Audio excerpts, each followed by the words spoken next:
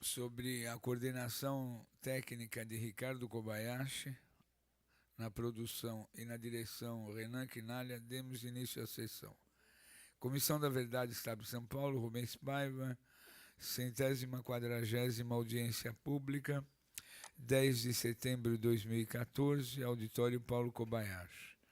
Está instalada a 140ª audiência pública da Comissão da Verdade de São Paulo, Rubens Paiva, no dia 10 de setembro, no auditório Paulo Kobayashi, sobre o tema O Legado da Ditadura na USP.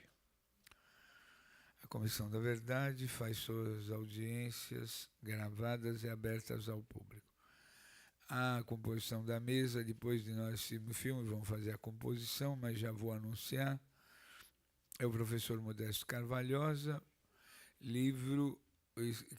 autor do livro Controle Ideológico. A professora Janice Teodoro, da Comissão da Verdade da USP. O professor Walter Colli, que finalmente vai nos contar como é que foi feito, começou o grupo de teatro da medicina. E o Renan Quinalha vai falar sobre o regime disciplinar. Vamos fazer também uma memória do professor, querido professor Aziz Absaber. Então, Koba, vamos lá.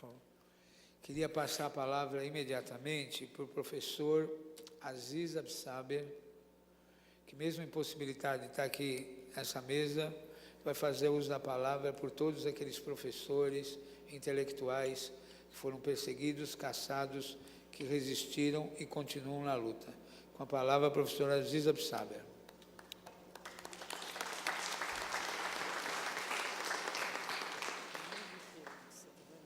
Eu fico muito emocionado de estar nessa casa, no momento em que se instala definitivamente a Comissão da Verdade. A Comissão da Verdade não tem apenas o aspecto de mostrar a sua indignação total pelos ditadores, mas ela tem a finalidade histórica de lembrar aos futuros estudantes de cursos fundamentais e de universidades o que aconteceu no Brasil entre 1964 e 1979, 80, 81. Eu devo dizer que, na época, eu era um simplório pesquisador de ciências naturais e achava que o meu dever era, dentro da universidade, continuar pesquisando sobre os mais variados assuntos do meu país, de norte a sul, da Amazônia ao Rio Grande do Sul, do Nordeste ao Pantanal. E eu não fui um homem que desafiasse os ditadores, mas os ditadores me desafiaram. Um dia, chegando na faculdade, todos os meus colegas diziam: a polícia está esperando pelo Pasquale Petrone, um dos maiores geógrafos que aconteceu na história da Universidade de São Paulo e que morreu há poucas semanas. E o Aziz Absaber. E eu fiquei totalmente espantado. O que é que eu fiz? A não ser pesquisar, a não ser fazer pequenos trabalhos de planejamento a favor dos mais diversos setores da vida brasileira. E tive que ficar quieto. Mas eles não ficaram quietos. Todo dia, alguém, no meio das aulas da tarde, chegava para mim e disse: vamos tomar um cafezinho, professor Aziz? Eu ia tomar o cafezinho, como qualquer outro aluno que me pedisse para estar juntos.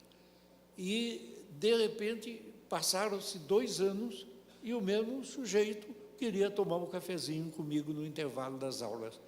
E, de repente, a minha colega Maria Cecília França disse: o senhor sabe quem é que vai tomar um cafezinho com o senhor todo dia lá no bar da geografia? Eu digo, eu não sei, eu sei que ele não é uma criança, ele tem uma certa idade. Ela disse, pois ele é agente do DOPS, que está fiscalizando a sua pessoa desde há 2 anos. Nunca sofri tanto quanto isso. E o que aconteceu é que, na mesma hora em que eu descia a rampa da geografia, e ele ia subir na rampa da geografia, eu botei o dedo nele e disse, quero falar com o senhor. E ele sumiu. Né? Mais tarde, e aconteciam coisas assim, alguém que era parente de um dos generais me procurou dizendo que estava anotado que eu era um liberal e não um comunista no sentido da época, que seria sempre pessoas execráveis. E nunca mais encontrei esse cidadão e tenho certeza de que ele foi quem colocou que eu era um liberal. Mesmo porque, numa das vezes que nós íamos tomar o nosso cafezinho no meio das aulas, ele me disse um dia, professor Aziz, o senhor sabe a última dos militares? Eu virei para ele e disse, olha, isso não é assunto para se falar aqui dentro da universidade. Cuidado. E ele sentiu essa minha frase pequenina, dizendo a eles que não era assim. Pois bem, anos se passaram e nós temos a necessidade de reaviventar as coisas que aconteceram com os nossos colegas, conosco e com outras pessoas. E uma das coisas fundamentais que aconteceram é que as pessoas que não eram os ditadores eram piores que os ditadores. Nos perseguiam, torturavam, batiam. O maior desejo deles era apanhar os mocinhos na rua da Consolação, perto do cemitério da Consolação, e levar para o DOI-CODE, o DOP ou o DOI-CODE. E eu devo dizer a vocês que eu, firme lá dentro da minha posição de pesquisador e de geógrafo, somente era procurado para que eu protegesse as pessoas. Um dia, chegando no meu departamento, tinha um carro do DOI-CODE esperando na porta, todos eles com grandes armas. E o assunto foi sério. Eles foram até o laboratório. Eu fiz diversos laboratórios quando fui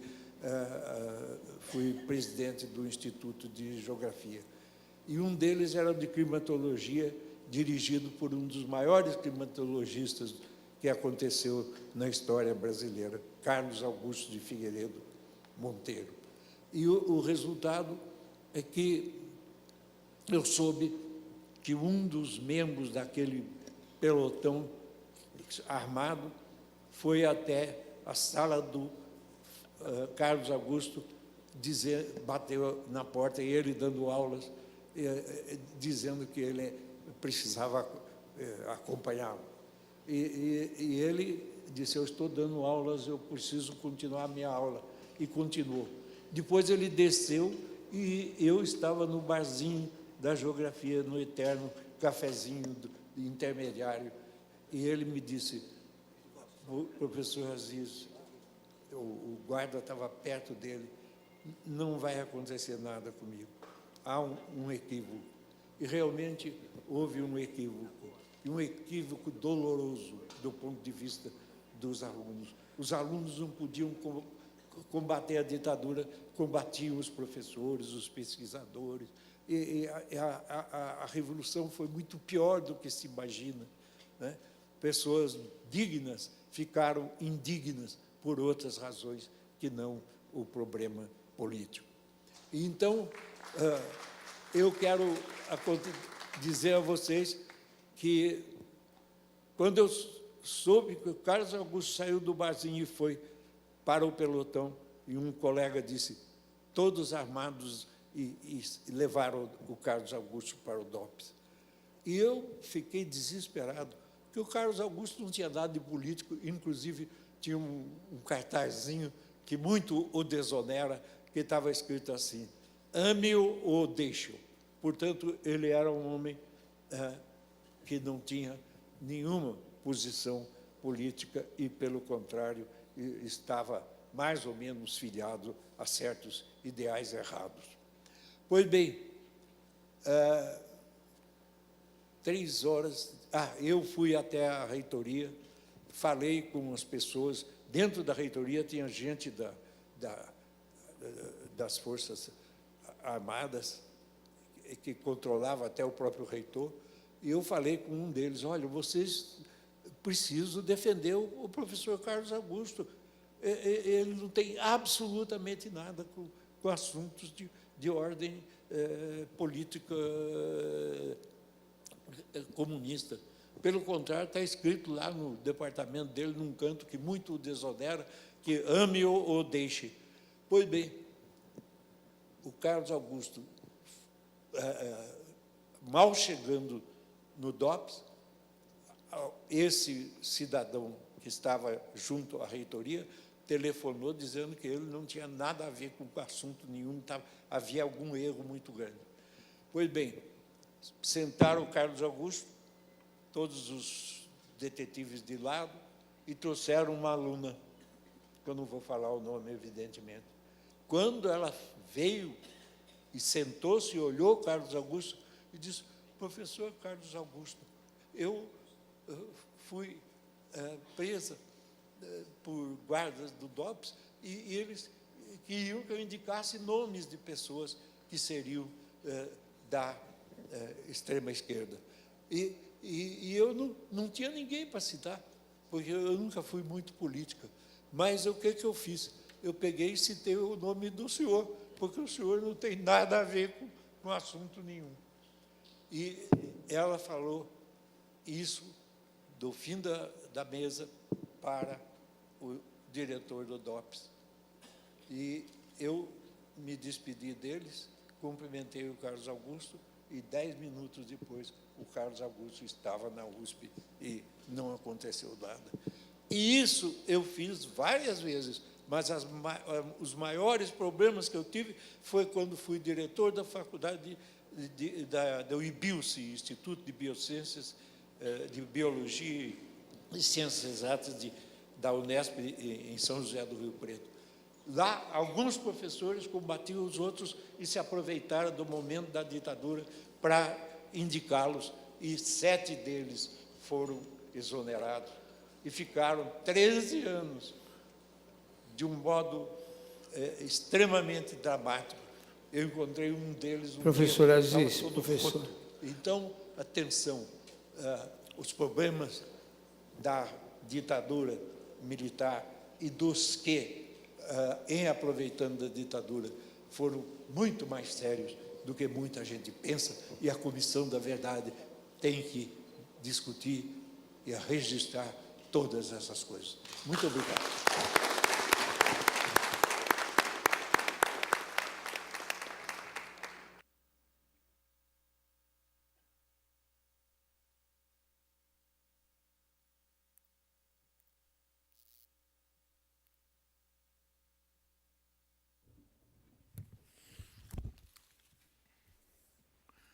A gente devia ter gravado a vida toda dele, né? Vamos lá? Oba, professor Modesto Carvalhosa, professora Janice, professor Walter Colli e o Renan. Vamos começar?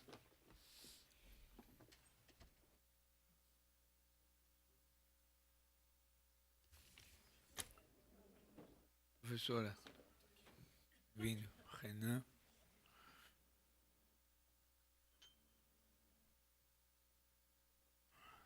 Professor Walter, bem-vindo.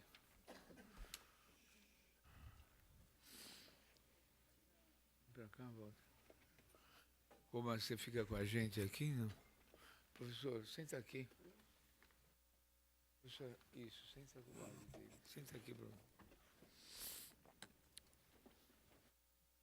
Bia, quer ficar comigo aqui na mesa? Posso te convidar? Fica comigo. Para que você precisar, você pode ser. Fica comigo aqui.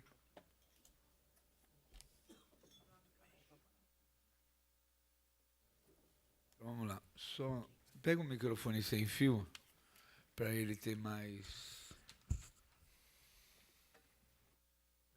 liberdade de postura. Aí ele escolhe o microfone que fala.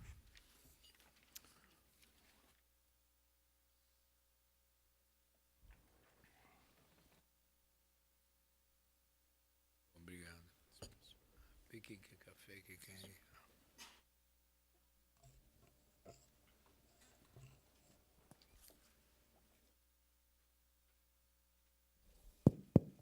Ótimo. Assim o senhor fica mais à vontade. Ótimo. Pronto. Vai projetar alguma coisa? Não, o que tinha que projetar, projetou. Então vai lá. Com a palavra, professor Modesto Carvalhosa. Eu parabenizo a Assembleia Legislativa por esse programa de referência à questão da Comissão da Verdade, o que se instalou já há algum tempo, pegando depoimentos valiosos de todos os setores da sociedade paulista para deporem a respeito das atividades do regime militar. Quero só lembrar uma coisa, que a Comissão da Verdade, ela, em todos os setores que ela está, desde o setor federal, como estadual, Assembleia Legislativa, como municipal, nas universidades, como na própria USP e outras universidades, essas comissões da verdade têm uma função primordial, que, aliás, o professor Aziz Absaber lembrou, que é a de não deixar esquecer a tragédia que foi a ditadura no Brasil. Porque, na realidade, quando muito tempo eu observei que o povo judaico ele mantém em todos os países, praticamente, centros de memória do Shoah, ou seja, centros de memória que realmente têm uma atividade enorme, não é só um museu que vai ali, você olha o que está acontecendo, atividades realmente de não deixar que a humanidade esqueça do massacre aos judeus durante a guerra. Então, na realidade, esse é o significado. Todo mundo diz, poxa vida, mas isso já passou há tanto tempo, etc. e tal, e agora instalaram um novo museu do Shoah, agora em Buenos Aires, não sei aonde, papapá. E é exatamente isso, não deixar a função e não deixar que se esqueça do que foi o crime político e humanitário existente naquela época, e também, no nosso caso, não deixa de ser o que ocorreu durante um período curtíssimo de 21 anos. Então, é importante saber que a Comissão da Verdade deve focar sempre esse aspecto, não deixar morrer a memória dos anos de ditadura no Brasil. Se vai realmente conseguir mudar a lei de anistia, se vai conseguir condenar, se vai conseguir pegar, isto não tem uma importância tão grande como realmente inserir nas novas gerações a ideia de que o que ocorreu não pode ser esquecido. Num país que o esquecimento é a marca maior. Eu acho que, portanto, essa comissão e as outras comissões que existem da verdade em todos os lugares do Brasil devem prosseguir, depois de concluídos seus trabalhos, no sentido de sedimentá-los, para que isto continue a ser visto, a ser debatido, a se reunir pessoas para depor, etc., e para discutir todas as razões do que por que ocorreu aquela ditadura.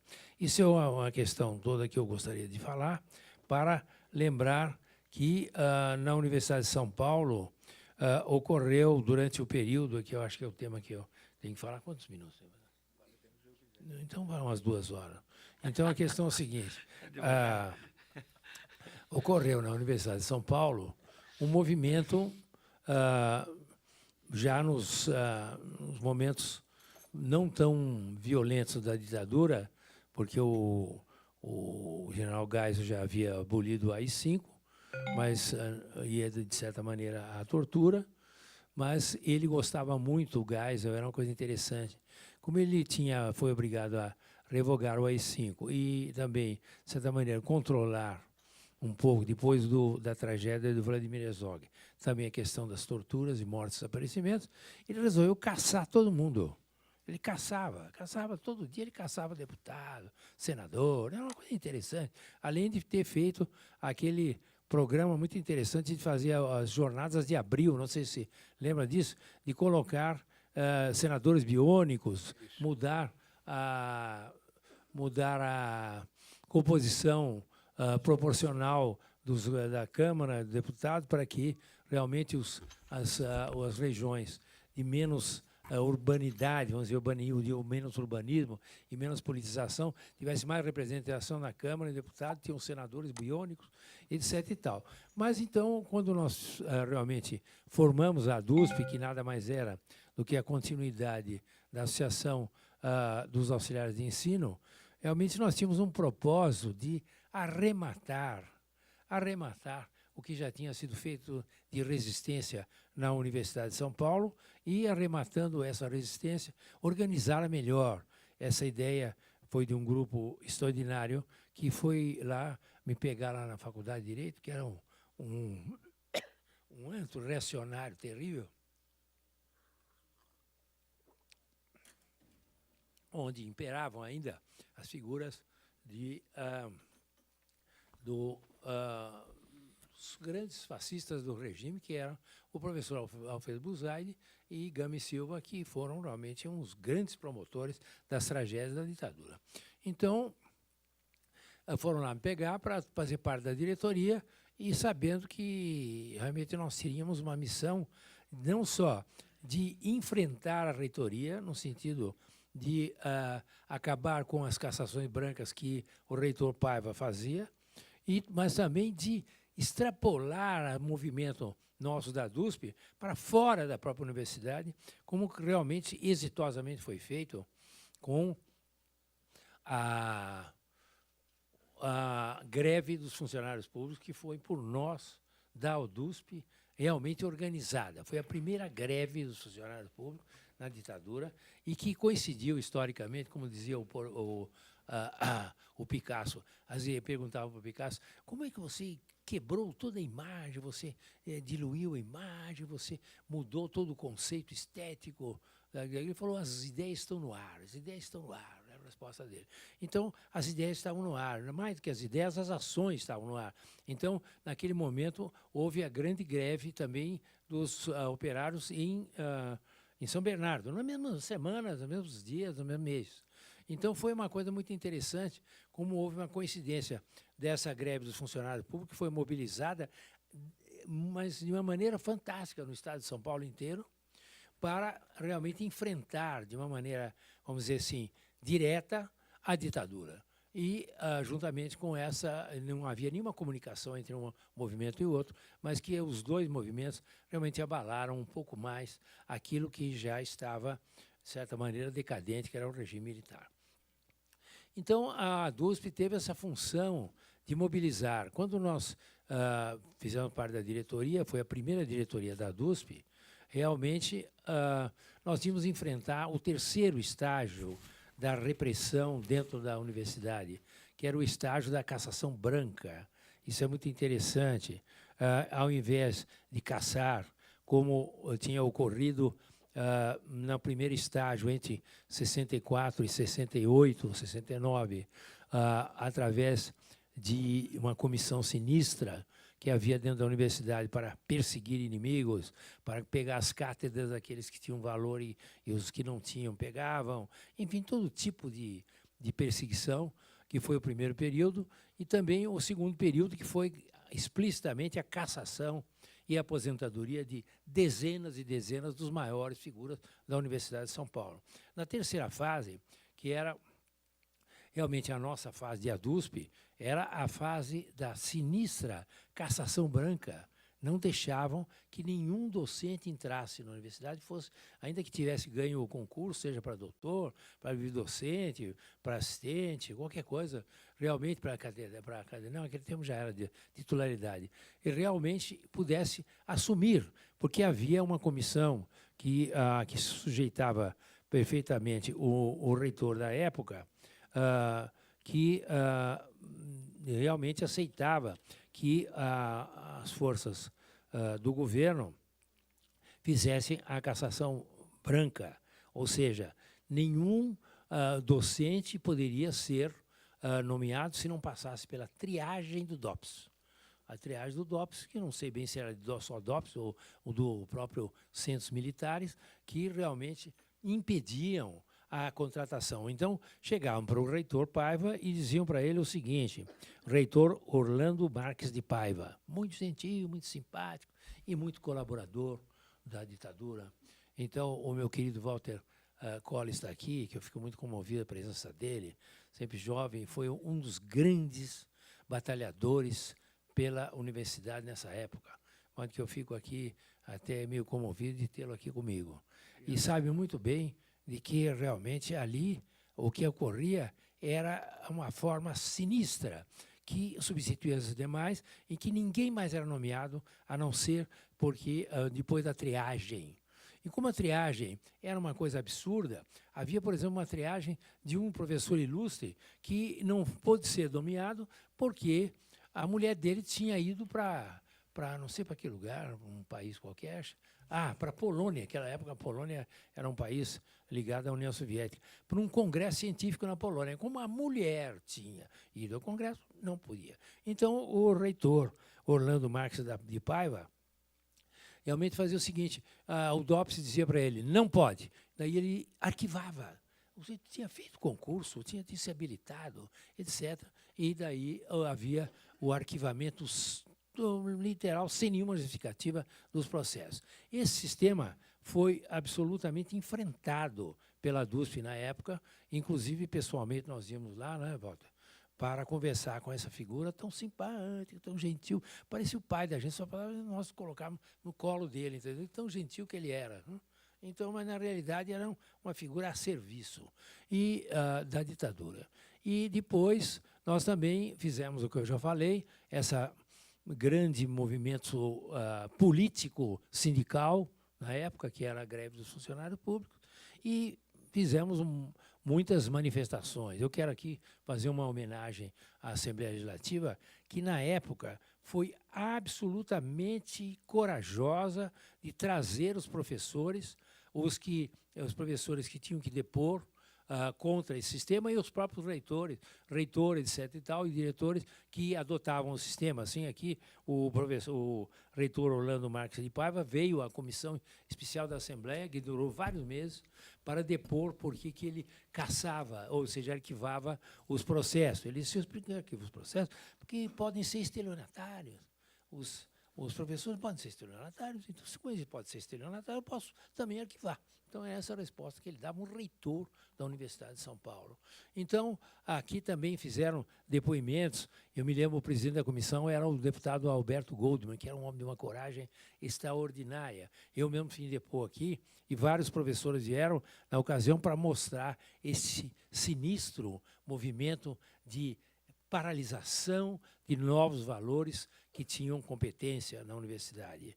O que ocorreu, então, foi essa contribuição da DUSP, que passou para a história, inclusive, da resistência à ditadura, e também o que ocorreu foi um testemunho que a DUSP teve dentro da universidade do absurdo da devastação que esse sistema, primeiro, das cassações, sobretudo na Faculdade de Medicina, no primeiro período, que aquilo era uma perseguição enorme, e todos os professores tinham valor lá, então ele é comunista, fora, entendeu? Então, ou na universidade, ou na Faculdade de Direito, que era a coisa mais interessante do mundo, eles caçaram, no primeiro período, 64, o Caio Prado Júnior. Como vocês sabem, todo mundo sabe, o Caio Prado Júnior é um dos que fazia o trinômio das maiores intelectuais do Brasil no século XX, né?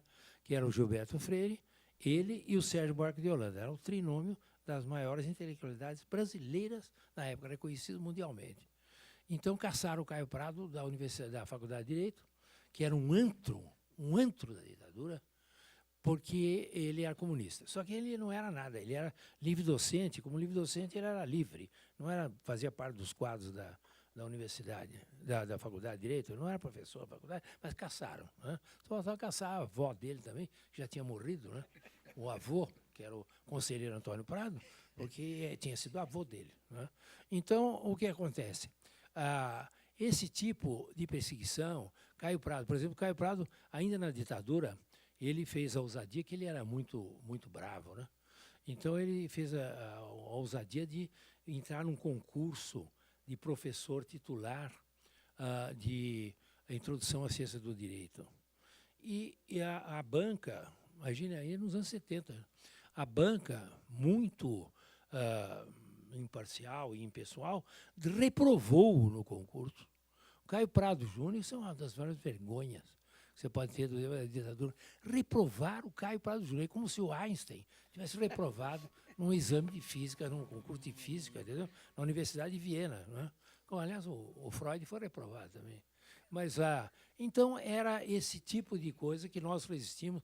Eu acho que a DUSP fez um grande papel, e eu diria mais de que essas perseguições absurdas que ocorreram durante todo o período da ditadura simplesmente danificaram a Universidade de São Paulo de uma maneira permanente, a começar pela reforma universitária. Quando realmente houve uma tentativa de reforma universitária que era absolutamente necessária. Nós trabalhávamos ainda nessa época, eu era assistente ali, eu era doutor, mas era doutor naquela época não era nada. Né? Então, eu era assistente de um catedrático.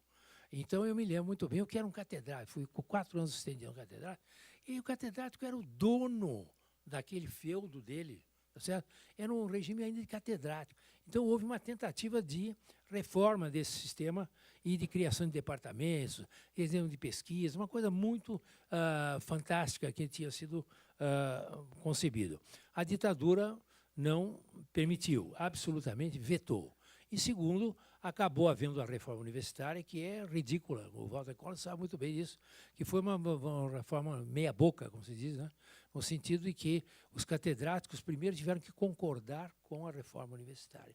E depois ela se deu, e, portanto, até hoje, pagamos na Universidade de São Paulo essa falta de estrutura de modernidade, não só da estrutura que haveria numa reforma real e genuína da universidade, mas também numa reforma que pudesse avançar nela mesma, ou seja, se modificar com o tempo, se modernizar, etc. Então, esse é um dos fatores realmente importantes de que hoje a universidade está um pouco fechada em si mesma, com uma coisa que realmente se perdeu a noção, inclusive, do prestígio dela. Não há um orgulho dos alunos de pertencer à Universidade de São Paulo. Eu noto isso muito bem nas gerações dos meus netos, e daqui a pouco dos bisnetos também, que tão velho que eu estou. Então, a questão é a seguinte, essa falta de reforma foi muito importante. A outra coisa devastadora da ditadura com referência à universidade é que não só se perdeu Mário Chambers, eu podia aqui lidar com dezenas de nomes, mas vou falar só do Mário Chambers, porque ele era o exemplo maior de todos eles, no sentido de que não só eles se afastaram, mas que não criaram escola. A universidade é a criação de escola. Você é um grande professor, você cria discípulos. E discípulos esses que se miram na sua integridade científica, na sua integridade pessoal e na sua metodologia, na sua capacidade, no seu impulso, no seu entusiasmo. Isso tudo foi perdido. Quer dizer, no período, realmente, os grandes professores foram afastados e não criaram, portanto, os ciclos necessários a um desenvolvimento mais científico da universidade. E também a questão da autoestima da universidade também, que deixou de existir naquele momento, não sei se foi renovada ou se existe hoje, mas era uma universidade tão cheia de reacionários, tão cheia de gente fascista, tão cheia de gente absolutamente favorável ao regime, que sabotavam lá dentro, deduravam os colegas, deduravam os estudantes. Quantos estudantes foram presos, né? Por deduração, inclusive, de professores, departamento, de funcionários. Então, a universidade não era um ponto de resistência à ditadura. Havia dentro da universidade, a qual se deve ressaltar desde logo Paulo Duarte, que era um grande reacionário, mas o Paulo Duarte era um homem de uma integridade brutal e foi o primeiro a enfrentar todos a devastação da Universidade de São Paulo. Então, o que tem? Que realmente nós temos, hoje em dia, ainda esta falta de estima que a universidade mostrou dentro da ditadura, no sentido de não resistir a ela como uma unidade, como realmente uma conformidade, como realmente um consenso geral. Então, nós não podemos falar, isso é importante, a Comissão de Verdade, que a universidade resistiu. Na universidade, houve núcleos de grande resistência, mas a universidade não resistiu. A universidade realmente era dominada e foi dominada até o fim por uma direção conivente, quando não contribuinte, para a ditadura no Brasil. Muito obrigado. Beleza, professor. Maravilha. Vamos lá? Quem... Não, espera um pouquinho. Sobre a fala dele. Não, um minutinho, por favor. Vamos lá. Walter Colli. Mas ele, tá, vou falar.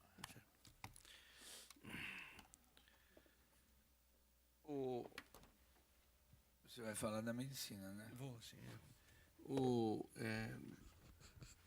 Eu primeiro quero agradecer ao convite do deputado Adriano Diogo, da Comissão da Verdade, para fazer esse depoimento. E eu tinha escolhido, parece que até eu combinei com o Modesto, quer dizer, ele terminou, eu vou continuar aqui, né? Porque eu acho importante que fique registrado como é que essas coisas começam. Evidentemente, ele já disse, e eu vou reforçar, dentro da universidade, portanto, dentro da organização, já havia uma disputa entre correntes ideológicas em que, na verdade, o golpe simplesmente levou a balança para um lado que nós conhecemos.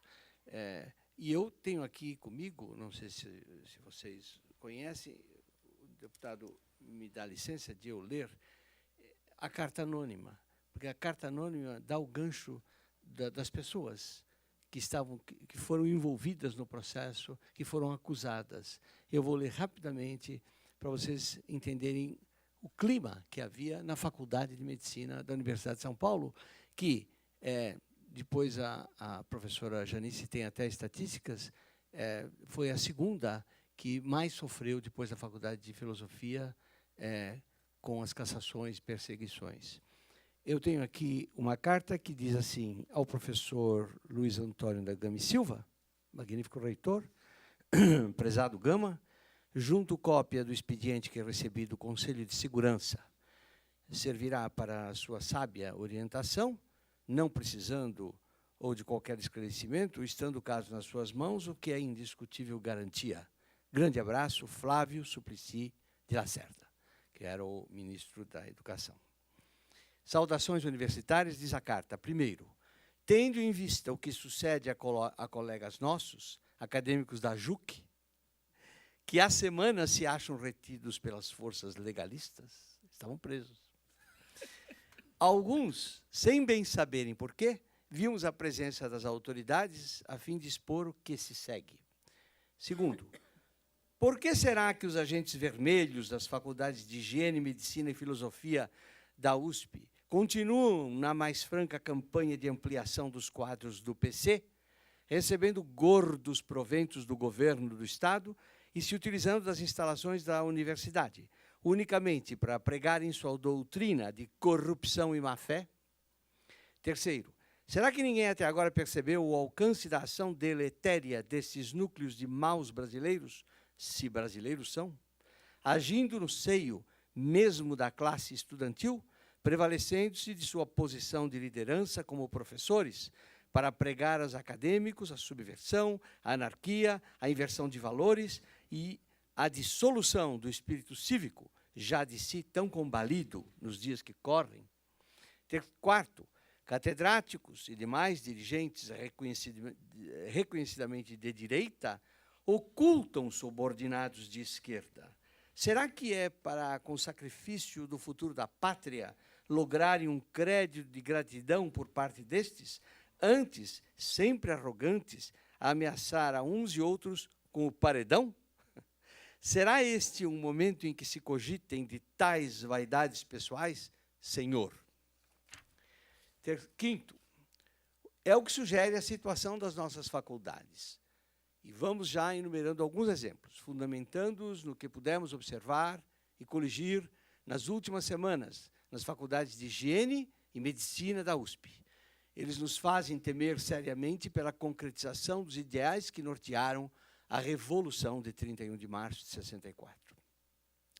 Expulso do departamento do íntegro professor Junqueira, digo, Luiz Carlos Uchoa Junqueira, que, ao que se diz, possui farto material comprobatório de suas atividades subversivas, foi o russo-israelita e famoso encabeçador de movimentos estudantis da Faculdade de Medicina, Michel Pincus Rabinovich,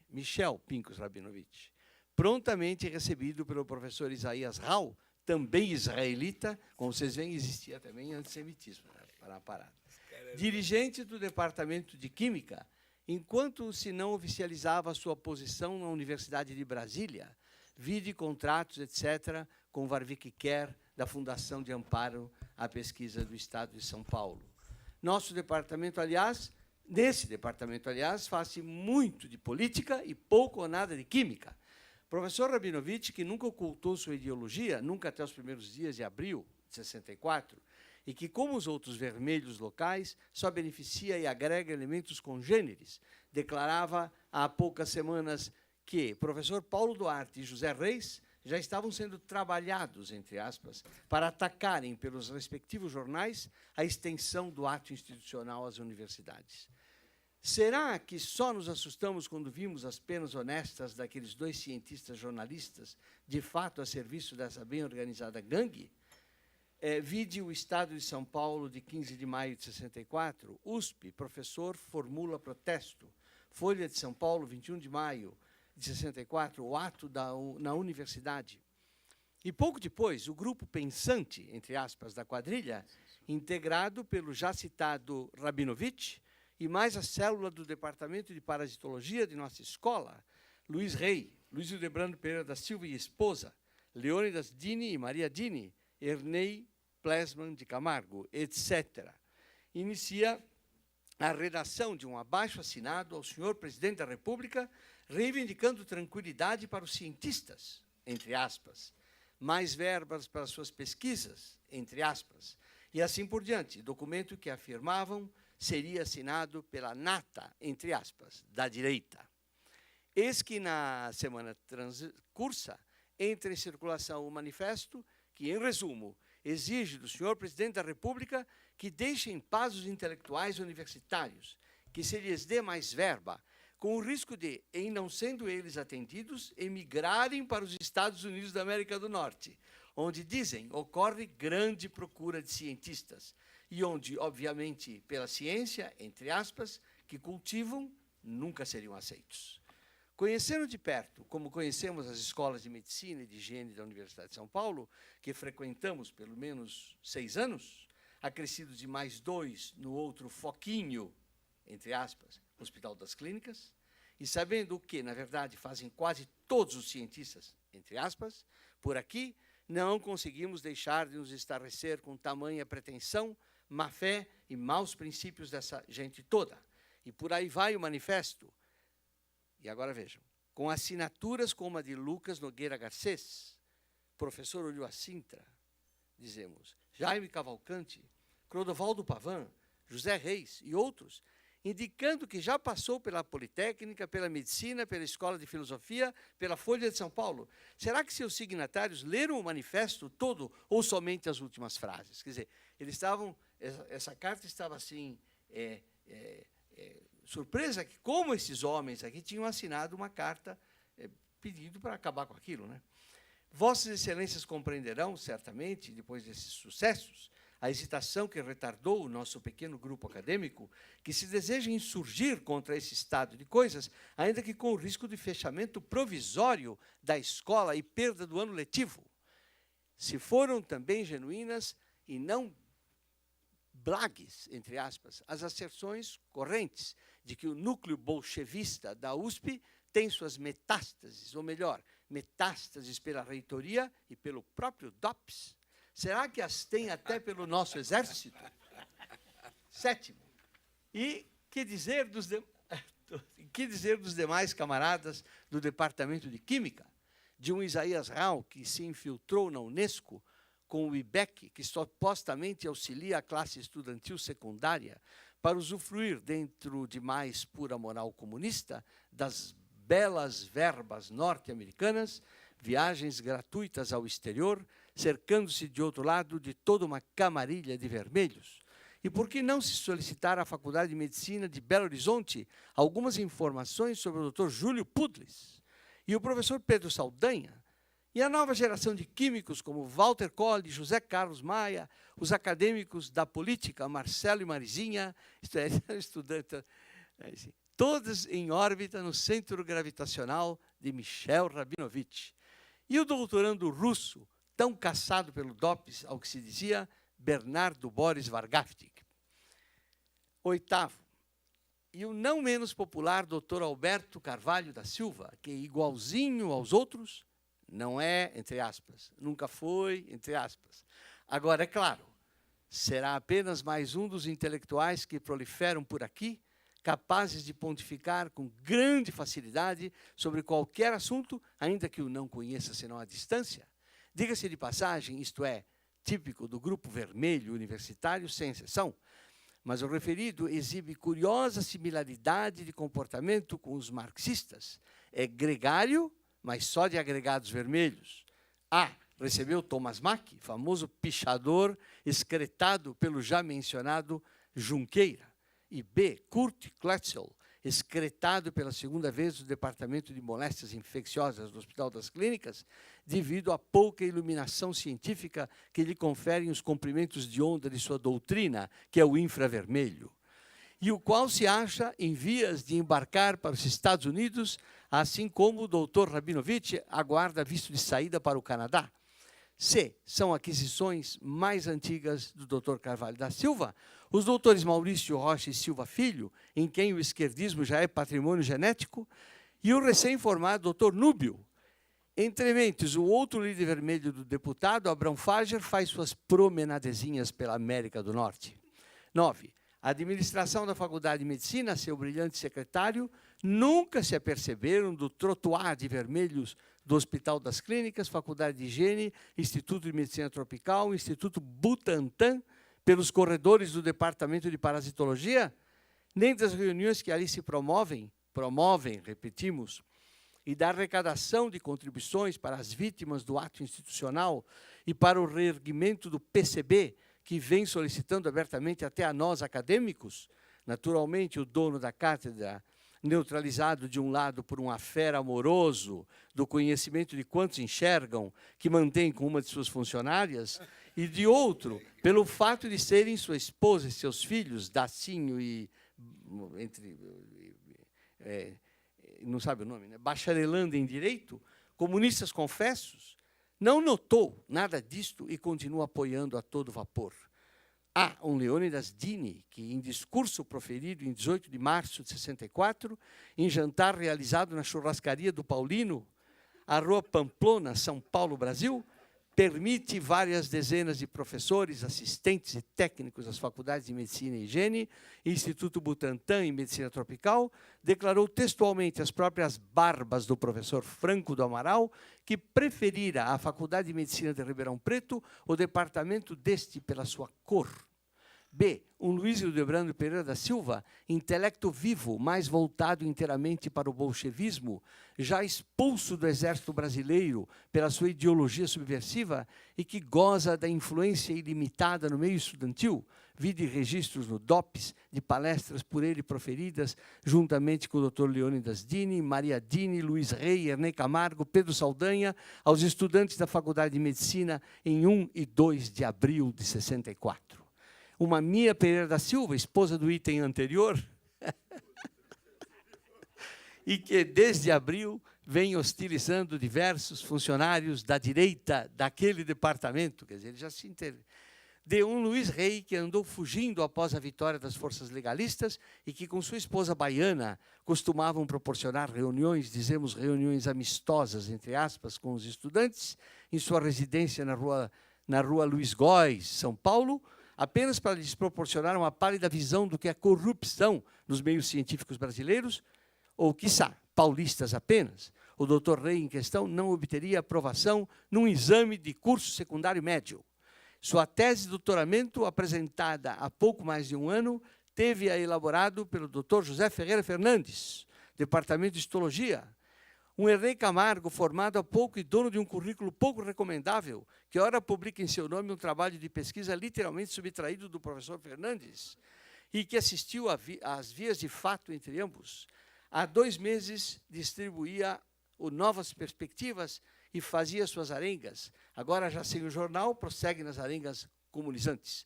Uma doutora Maria Dini, que já obrigou o seu técnico Heriberto Picard a proclamar-se nazista, entre aspas, unicamente para fugir à doutrinação comunista pregada juntamente com os camaradas Judith Klotzel e Mina Hausmann. E tudo em plena pós-revolução, como também a doutrinação que intentou pregar na manhã de 1º de abril de 64, a funcionária do Instituto de Medicina Tropical, Ivone de Souza Ribeiro, Ana Pascoal Casaguerra, Maria do Carmo Berti Rosa e outras, que, como brasileiro em geral, ouviam, na ocasião, emissões da Rádio da Liberdade. Uma Judith Klotzel, que não é universitária nem de nível técnico e que não faz senão destruir os aparelhamentos de quantos laboratório frequenta e que, por obra de algum espírito santo vermelho, há muitos anos vem recebendo bolsas de padrão universitário. São de estarrecer o número e vulto e o alcance das cavações, entre aspas, dos bolcheviques da nossa universidade. Um Nelson Rodrigues dos Santos, médico também formado recentemente e destacado para o Instituto de Medicina Tropical, currículo universitário péssimo, exímio decorador e pregador de apostilas marxistas.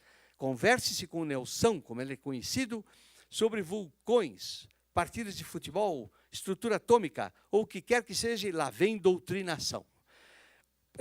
O Meini Guimarães, elemento não ativo, mas de toda forma suspeito por ser esposa do jornalista Rado Guimarães, reconhecidamente vermelho. É o problema da esposa e do esposo, né? Essa técnica era, há 2 meses, demissionária do Departamento de Parasitologia, porque ia com a família residir na China comunista. Um doutor Vitor Nussensweig e a doutora Ruth Nussensweig, ora nos Estados Unidos, quando no Brasil recebiam seus proventos do governo estadual, mas trabalhavam na Escola Paulista de Medicina, que é federal. E, para completar o time, a esposa do Nelson, anexada há dias apenas. Antes vinha ela fazendo campanha subversiva, mas está terminando a esposa pintar cartazes e expedir telefonemas, gratuitamente agora receberá do governo para isso, e tudo isso, Senhor, é mantido com as taxas suadas pelo povo paulista. Ainda há mais, lamentavelmente, que dizer das ditas bandeiras científicas, criadas pelos departamentos de microbiologia e parasitologia, mas com verbas doadas ao primeiro pela indústria farmacêutica, foram, desde o início, assambarcadas com exclusividade pelos assistentes do segundo. E a cátedra de microbiologia nunca desconfiou, não é? Nunca percebeu que as tais bandeiras tinham o mínimo indispensável de científico e o máximo possível de doutrinação marxista. Parece que as coisas desse naipe é só estudante que percebe. Caberia aqui uma narrativa exata, imparcial dos colegas que, no início de 62, 63, 64, participaram de tais empreendimentos. Será que, por exemplo, os componentes da última bandeira, encabeçada pelos doutores Dini, que sempre se encaminham para o norte, a fim de visitarem, à custa da indústria farmacêutica e do nosso centro acadêmico, a família e os camaradas de Belém do Pará? Repetiriam às autoridades as conversinhas que tiveram lugar em toda a excursão e que tanto se prolongaram por aqui depois? E diriam aqueles colegas que integraram a bandeira liderada pelo Dr. Ernei Camargo, a Salvador e a Cachoeira de Paulo Afonso, o que foi que de fato aprenderam?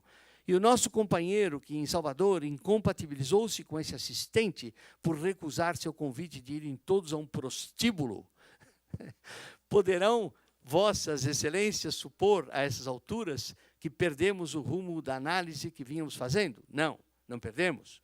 Continuamos realmente a narrar o que se passa por aqui, a título de instrução médica. Será que já ocorreu algum curioso verificar o grau de aproveitamento dos cursos de estatística por parte dos estudantes? Será que a catedrática professora Elza Bercó não é muito mais eficiente na promoção de champanhotas no recinto mesmo daquela faculdade, o pessoal da Embaixada de Cuba? Por que não se ouvir o corpo docente da Escola de Medicina de Santa Casa de Misericórdia de São Paulo sobre o sucesso dos cursos de estatística que confiaram àquela professora? E o que podemos depreender da Faculdade de Higiene e que, com a citada senhora, mais o doutor Joelson Amado, irmão do escritor, e outros, também por lá, já se bolchevizou bem o ambiente. Com sinceras escusas pela liberdade que tomamos e pela maneira como viemos à presença das autoridades, permitimos-nos apresentar a Vossas Excelências os nossos melhores votos de sucesso. Bom, essa carta é anônima. Essa que ele mandou para o ministro? Essa é a famosa carta anônima, que muitos dizem que foi escrita por um professor e outros dizem que foi escrita por várias pessoas, tem muitos erros de português e que, na verdade, me parece que aí tem enxertos de pedaços de outras pessoas. Quer dizer, isso é para mostrar o ambiente na Faculdade de Medicina. E aí eu tomo o gancho do Modesto. De fato, havia em paralelo uma agitação que vinha do fim da década de 50 e no início da década de 60, que era a tentativa de fazer com que os alunos entrassem na USP e não nas faculdades. Quer dizer, na verdade, a ideia seria fazer com que os alunos prestassem um vestibular para a universidade e lá fizessem as disciplinas que quisessem, ao seu bel prazer. Por exemplo, um sujeito poderia querer ser médico depois. Então, ele sabia que na Faculdade de Medicina ele precisava fazer tais ou quais disciplinas, como, por exemplo, bioquímica, fisiologia, farmacologia, mas ele também podia, se quisesse, tomar sociologia, filosofia, economia, enfim. Você teria na Faculdade de Medicina uma diversidade de alunos, e a ideia que germinava naquela época e que todos os acusados apoiavam, inclusive a Associação dos Auxiliares de Ensino, que foi precursora da DUSP, apoiava com a presidência do Alberto Carvalho da Silva, era exatamente isso. E eles tinham um espelho no Federal, que eram o Anísio Teixeira, o Newton Sucupira, que estavam no Conselho Federal de Educação e que lutavam pelos mesmos ideais. Então, o que aconteceu foi que se chegou a fazer na cidade universitária os prédios que iam abrigar essas disciplinas. Por exemplo, a filosofia, o departamento de física da filosofia virou um instituto de física. O departamento de química virou um instituto de química e agregou outros elementos, como eu, que veio da medicina. Mas a reforma foi abortada exatamente pela reação que está dentro da universidade e que usou o golpe de 64, que no começo provavelmente nem sabia que existia a Universidade de São Paulo. A minha tese é que foi realmente dentro da universidade que as acusações se procederam. Basta ver aqui depois, todos esses nomes, eu não preciso citar de novo, porque são os mesmos, foram julgados na segunda auditoria militar, e eu sei porque eu fui testemunha, em que eu pude defender a todos, exceto ao Luiz Hildebrando, porque eu fui pego na contrapé, porque o juiz me perguntou assim, e o professor Luiz Hildebrando é comunista? Eu disse, olha, que eu saiba, não, ele foi meu professor, ele só falava de Trypanosoma cruzi, e, enfim, ele disse, o senhor é um mentiroso, porque ele confessou que era. Aí eu disse, magnífico, sei lá, meritíssimo, se ele falou, deve ser. Eu não podia fazer nada. Sem quebrar a sua emoção, Não. todo mundo está pedindo cópia dessa carta. Deixa eu te fazer uma pergunta, peraí. Espera aí, professor Carvalhosa. Vamos lá, só quero entender. Essa aqui na entrada tem Brasília, 25 de junho de 64, Ministério da Educação e Cultura. Aí tem ao senhor professor Luiz Antônio da Gama e Silva, magnífico reitor. Aí tem um adendo aqui, prezado Gama, junto, cópia, assina Flávio. E a carta era Então, uma carta. essa carta foi feita assim, olha, a carta foi enviada para essa tal de, essa federal aqui, o que é essa aqui? É o ministro. Não é para o ministro, foi mandada por uma tal de cópia de Conselho de Segurança. A carta foi mandada para um Conselho de Segurança, que enviou para o ministro da Educação, que era o Suplicy. O Suplicy devolveu para o Gama, e o Gama montou a comissão de inquérito, que era Moacir do Amaral Santos, Faculdade de Direito, Teodoreto Souto, da Engenharia de São Carlos, e Geraldo de Campos Freire, da Faculdade de Medicina. E foram eles que pegaram essa carta e fizeram a denúncia formal de todas essas pessoas que estão nessa carta. E que, na verdade, eram progressistas. Eles estavam tentando fazer uma revolução no ensino, só isso que eles estavam fazendo. Peraí, o professor quer. Eu não queria interromper, mas o professor quer fazer uma pergunta? E aí, não, fica à vontade. É bom esse dia. Eu não quero fazer uma pergunta, mas eu quero dizer o seguinte, que realmente essa carta foi o elenco, criou o elenco da perseguição da Faculdade de Medicina. E foi na primeira etapa das perseguições da Universidade de São Paulo, a mais atingida, que foi a Faculdade a de Medicina, que realmente... Desculpe, é o seguinte, ela tem uma estatística que mostra que a filosofia foi mais atingida que a medicina, mas a medicina foi a segunda mais atingida. Sim, bom, esse campeonato é interessante. Não, nós não queremos ganhar. Mas ela foi atingida em primeiro lugar, pelo menos, eu acho. Como quantidade. Sim, foi em primeiro lugar, parece. Na filosofia foi mais aos poucos. O problema é que é proporcional, né? Proporcional, eu acredito, ainda a gente não fez as contas proporcionais, é a medicina. Proporcional. Walter Colley. Porque Professor. Aí tinha também na Faculdade de Medicina, que eu me lembro muito bem, era o seguinte, que a casa de Arnaldo tinha se tornado uma casa de Abraão. Então, isso é que os fascistas da época diziam isso dentro de um racismo brutal, que dizia nessa carta, um racismo brutal. Ele dá uma acentuação a todo mundo que é de origem judaica, né? Então, eles falavam, esses reacionários fascistas totalmente, de que aquilo tinha se tornado a Faculdade de Medicina da casa de Arnaldo Vieira de Carvalho, na casa de Abrão. Deixa eu apenas dizer, a Janice falou uma coisa interessante.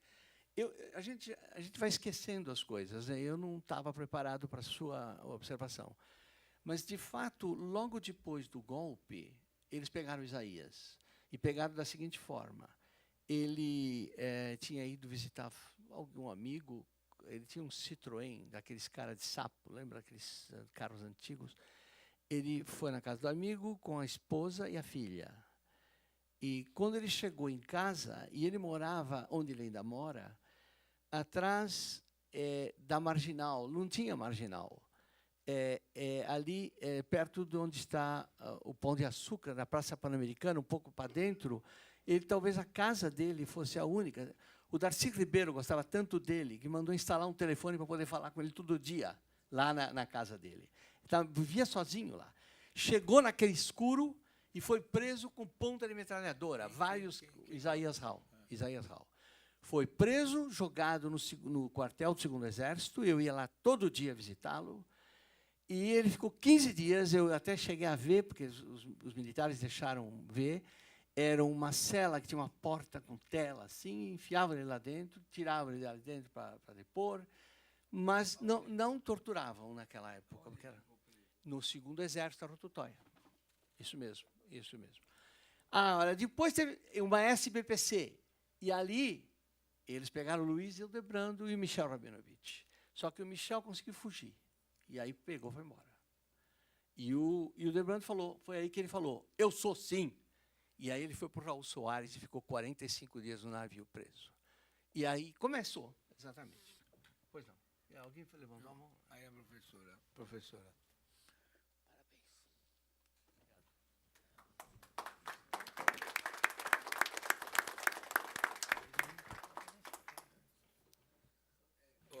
Eu já dei a carta. Opa, faz cópia, várias cópias, que todo mundo quer a cópia. Eu tenho PDF lá em casa. Tá bom. Vamos lá, professora Janice. Bom, em primeiro lugar, eu quero agradecer aqui o convite para a formação dessa mesa, e especialmente a oportunidade da Comissão da Verdade da USP poder caracterizar o seu trabalho que ela vem desenvolvendo até agora. Eu acho que essa carta que foi lida, tanto a fala do professor Modesto, quanto a carta que foi lida, de alguma forma carrega uma série de informações que nós vamos tentar sistematizar no relatório final da Comissão da Verdade. Então, veja só, a quantidade de informações que existem sobre a USP, a quantidade é enorme. A grande dificuldade que nós temos é de tabular todos esses dados. Então, veja só, agora eu vou tentar mostrar para vocês quais são os procedimentos de trabalho dessa comissão e como é que vai ser caracterizado esse relatório que nós vamos elaborar e que ainda nós temos bastante tempo de trabalho, provavelmente 1 ano e meio. Bom, então, em primeiro lugar, ter uma hipótese de trabalho, que é fazer um reconhecimento detalhado e comprovado de como a USP foi violentada durante um determinado período, né? E quais foram aqueles professores que foram perseguidos, mortos e todos os tipos de perseguição. Ao mesmo tempo, nós queremos dar bastante destaque para a resistência que se organizou dentro da USP. Então, existiram 2 processos, um processo de perseguição e outro processo que foi de muitos professores e funcionários da USP que auxiliaram de diversas formas a manutenção de um espírito crítico dentro dessa universidade, ainda que sob o regime militar. Bom, outro dado importante é a composição dessa Comissão da Verdade. Ela é formada pelo professor Dalmo Dallari, pelo professor Walter Colli, pelo professor Silvio Salinas, Maria Hermínia Brandão Tavares de Almeida, Janice Teodoro e Ernei Plesman. Todos eles, e isso é importante dizer, eles tiveram, de alguma forma, atuaram de maneira significativa no período da ditadura militar e, portanto, conheceram de perto todas as histórias. E aqui a carta que o professor Colli levanta, ou o próprio depoimento do nosso colega, nos mostram o grau de envolvimento que essas pessoas tiveram com a Universidade de São Paulo e, portanto, conheceram os meandros internos da vida universitária e que permitiu denúncias que tiveram determinadas características que merecem ser lembradas, né? Então, vamos ver o que nós consideramos prioritário nas nossas análises, né? No primeiro momento, nós consideramos prioritário levantar quais são os mecanismos dentro da instituição, né, que possibilitaram as perseguições. Então, nesse sentido, é de extrema importância levantar os dados, né, por exemplo, da AESE, que seria a Assessoria Especial de Segurança e Informação, que funcionava dentro da Universidade de São Paulo, como é que era a relação entre esse órgão e a DSI, que era a Divisão de Segurança e Informação do MEC, como é que se trocavam as informações entre a AESE, a DSI, o DOPS e o SNI, e, com isso, tentar montar um mapa explicativo das perseguições dentro da Universidade de São Paulo. Bom, algumas questões são importantes de serem levantadas quando nós analisamos essa documentação. Então, veja só, existem inúmeros depoimentos, inúmeras histórias sobre a USP extremamente interessantes, estão recheadas de informação. São tantas as informações, milhares de informações, que o grande desafio, eu acredito, do nosso relatório é compreender a natureza dessas denúncias que eram feitas, como é que elas eram processadas pelos órgãos de segurança e como é que elas eram analisadas pelo SNI. E, com isso, tentar compreender a política que se estava montando nessa época, de combate ao pensamento de esquerda, vamos dizer assim, de uma maneira geral, e o que eles consideraram prioritário. Bom, aí entram algumas informações que parecem interessantes. A FAPESP, por exemplo, e a SBPC são instituições que são profundamente analisadas pelo Serviço de Segurança, pela ESE e pelo DSI, Serviço de Informações. Então, se nós confrontarmos, por exemplo, as investigações que são feitas com o militante do porte do Florestan Fernandes e as investigações que são feitas com relação à SBPC, nós vamos notar que a SBPC é mais vigiada do que o professor Florestan Fernandes. Então, existem algumas indicações, veja só, nós estamos no começo da análise, mas que são interessantes de serem observadas, porque, veja só, nós temos inúmeras informações que são processadas de diferentes maneiras por diferentes instituições, né, e que são extremamente importantes. O que nós queremos fazer? Nós queremos fazer um levantamento sistemático que nos dê alguns indicadores do que era importante para o Serviço Nacional de Informações e que tipo de perseguições eram realizadas. Né? Porque, veja só, nós temos o número de mortos e desaparecidos, nós sabemos quem são essas pessoas, nós temos os processos de todas as organizações políticas. Tudo isso está levantado e consta de informações na internet. Qual é o desafio que se coloca agora para nós? É compreender o significado desse conjunto documental. Esse conjunto documental nos indica algumas políticas que estavam sendo levadas à frente. Então, veja só, é importante compreender essas políticas. Então, se nós pegarmos um professor como, por exemplo, o professor Oscar Sala, que não é nem foi morto, não foi perseguido e nem foi caçado. Ele é profundamente vigiado. Né?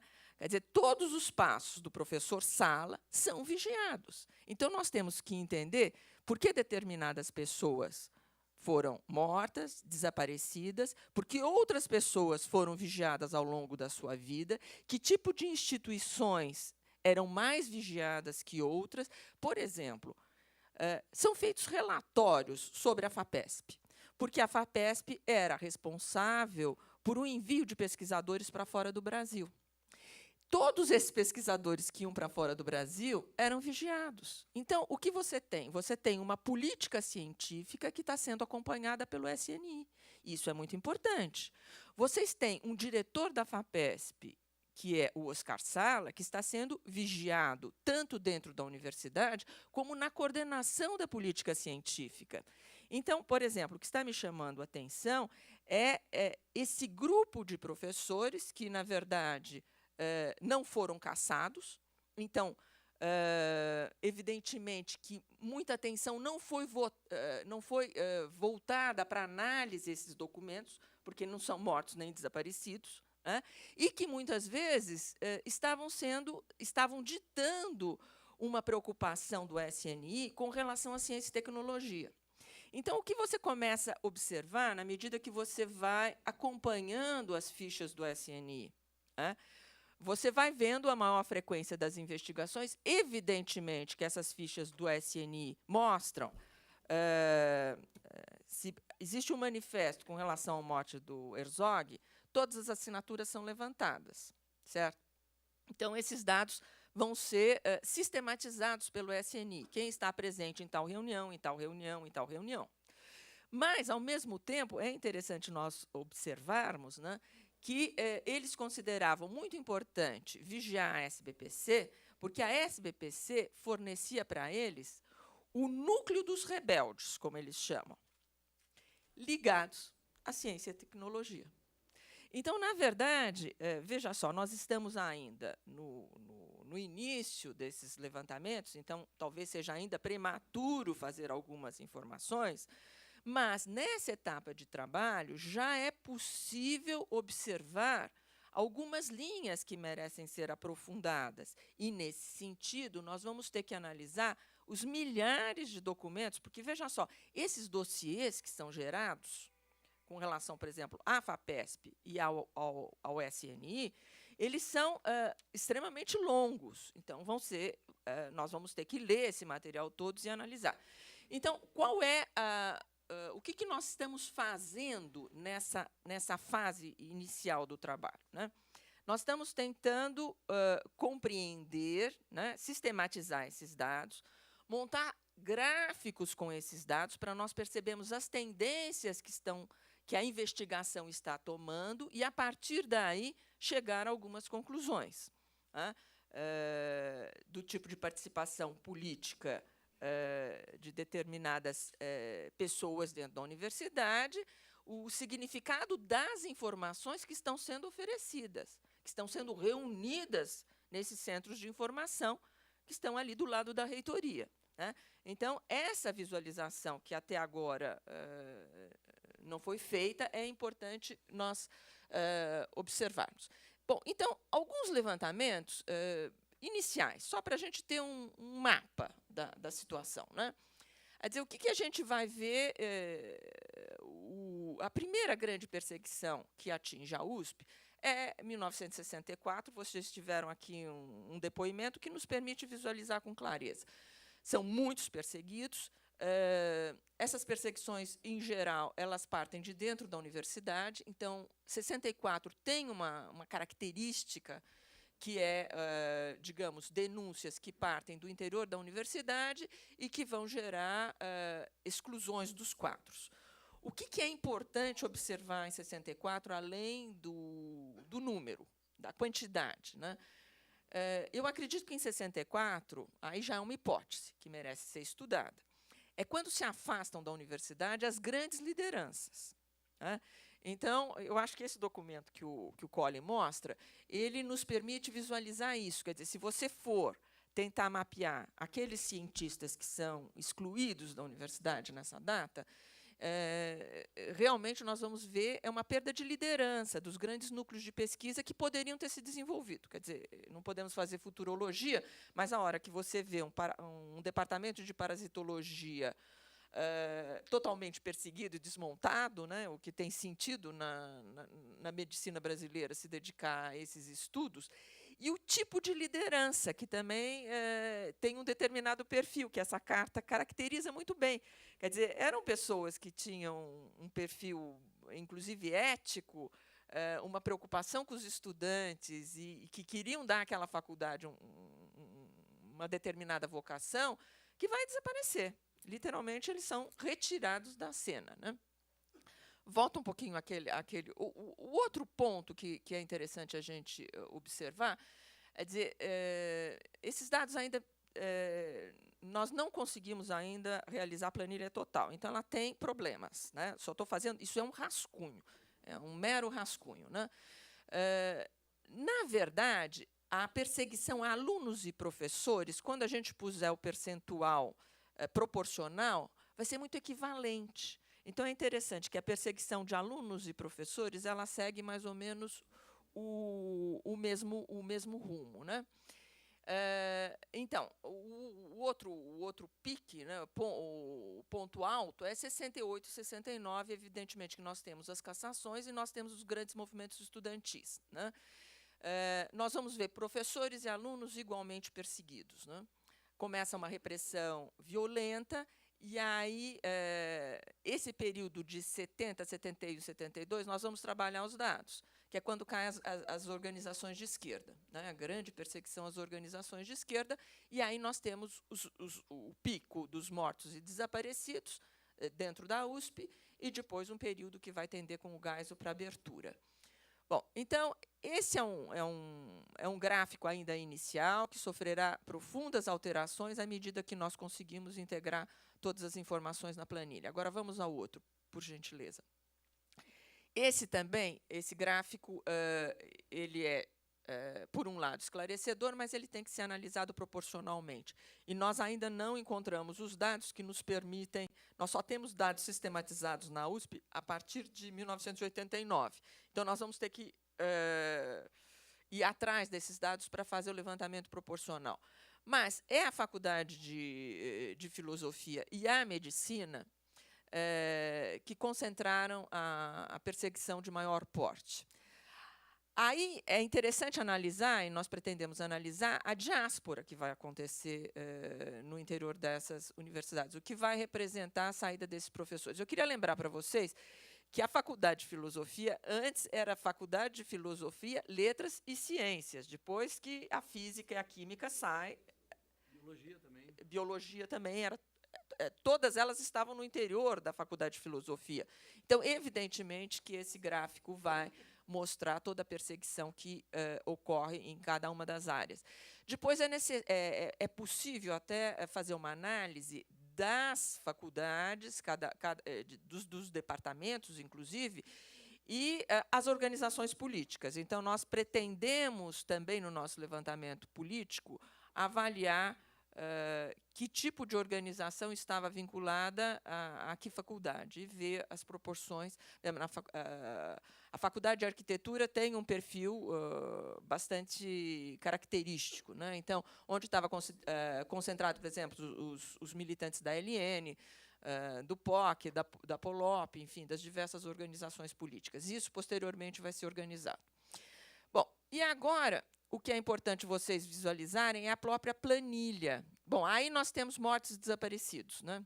Então, evidentemente, é de 69, o pico é 72, e esse de 76 é uma pessoa que é morta na Argentina.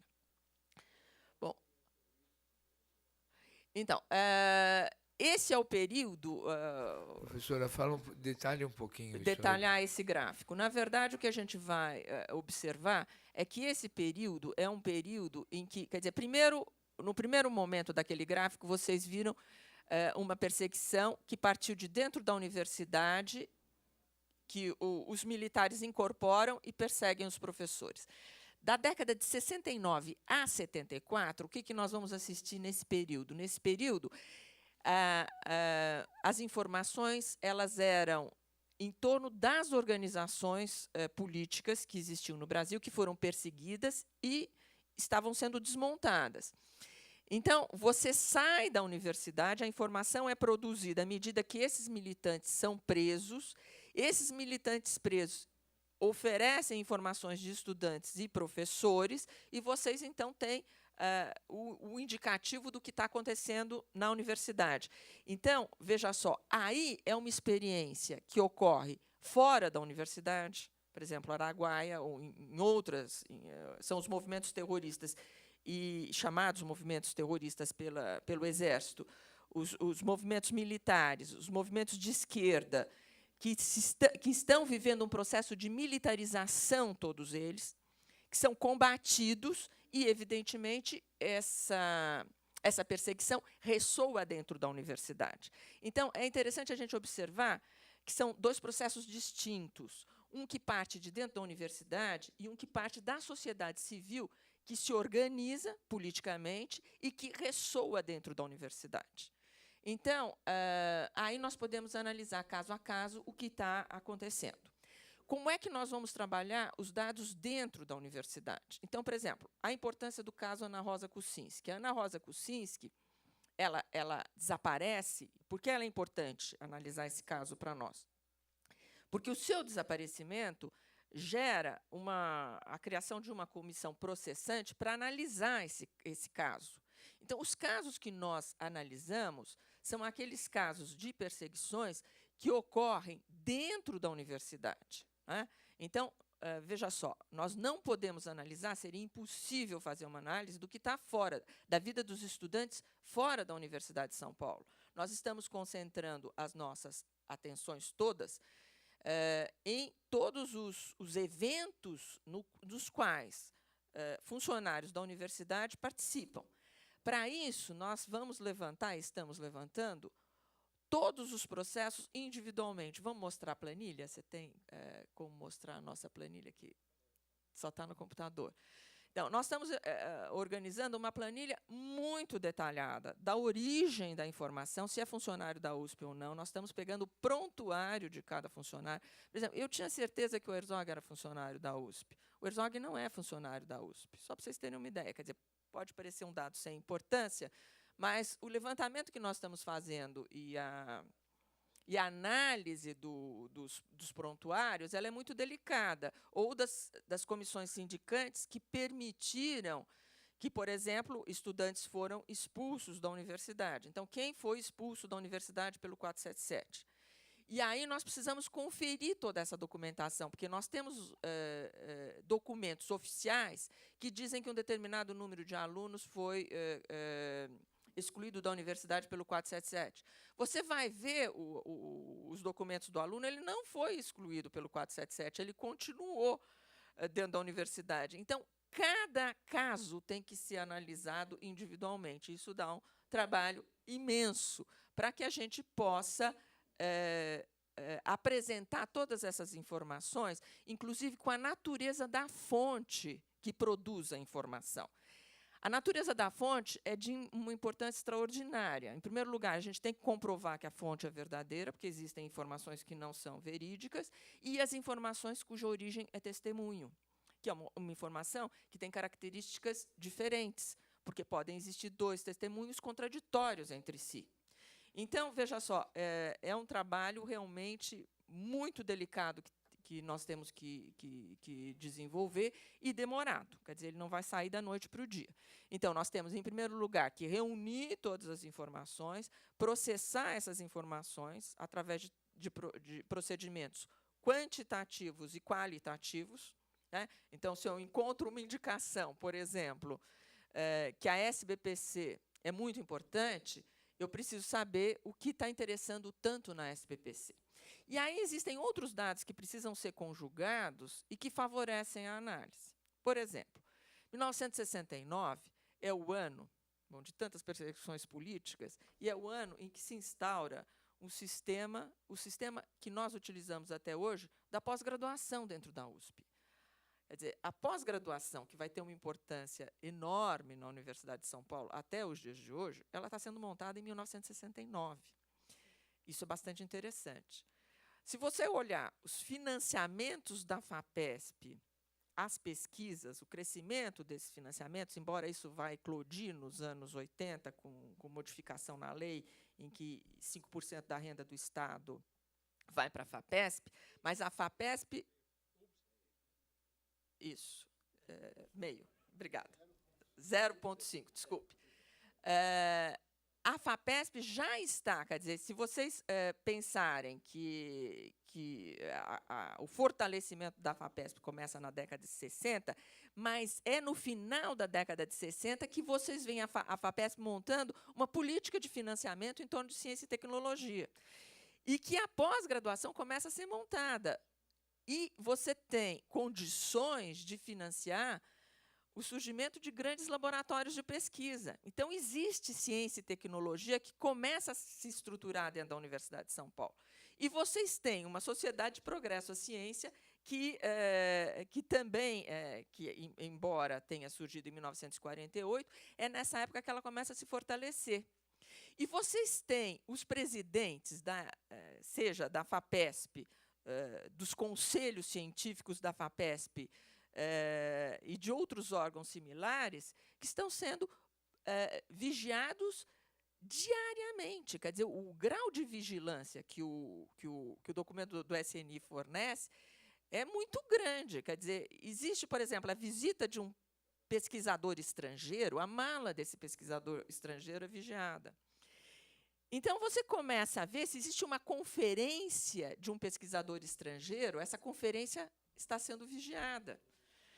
Então, o que isso significa? Quer dizer, o grande dilema nosso é compreender essa quantidade enorme de informações, tanto do ponto de vista da ditadura, quanto do ponto de vista da resposta à USP a esse projeto que está sendo montado em termos de ciência e tecnologia, que está sendo, que representa uma maneira da ditadura conceber ciência e tecnologia e da Universidade de São Paulo compreender ciência e tecnologia. Então, é necessário fazer uma leitura analítica desses documentos. E essa leitura precisa ser muito cuidadosa, para que a gente não esbarre em uma hipótese mal formulada, né? É dizer, a gente precisa tomar muito cuidado, às vezes a gente se entusiasma com alguns dados, mas a gente tem que avaliar. Então, para onde as verbas estavam indo, porque esse é um momento em que cresce a pesquisa científica na Universidade de São Paulo. Não dá para negar esse dado, também é verdade isso. Quer dizer, existem muitas contradições, muitas ambiguidades nesse discurso em torno da ciência e tecnologia que está sendo montada. E também é interessante a gente lembrar que a diáspora desses professores representou também um favorecimento às relações internacionais, dos centros de pesquisas internacionais e à própria Universidade de São Paulo. Então, a situação é bastante complexa, quer dizer, não dá para fazer uma análise muito dualista do bem e do mal. Quer dizer, a gente tem que entender qual é o projeto voltado à ciência e tecnologia que está sendo montado nos anos 60. Né? E, a partir daí, podemos criar algumas conclusões. Mas essa análise precisa ser muito bem feita, porque existe uma expansão desses estudos. Né? Bom, tem coisas muito interessantes que estão ligadas, por exemplo, que dá para as fichas do SNI fornecem informações, que são as reflexões de todos aqueles que tiveram ligados à Segunda Guerra Mundial. Nós tivemos 25 mil pessoas que foram à Segunda Guerra. Por exemplo, no caso do professor Sala, o professor Sala produziu um instrumento, que eu não me arrisco a falar qual é, mas ele produziu um instrumento com um centro de pesquisa em tecnologia que foi utilizado pelos aliados na Segunda Guerra. E o que é muito interessante, quer dizer, existem alguns dados que estão me chamando a atenção ainda, estão me chamando a atenção, que esses indivíduos que, de alguma forma, produziram conhecimento em ciência e tecnologia, depois da Segunda Guerra, existe uma demanda das Forças Armadas em termos de ciência e tecnologia, e existe, digamos, uma complacência dessas Forças Armadas com aqueles que, de alguma forma, auxiliaram essas tropas brasileiras que vão para a guerra. Existem alguns personagens, como Eurípides Simões de Paula e Oscar Sala. E eles, nas fichas do SNI, eles têm consciência do que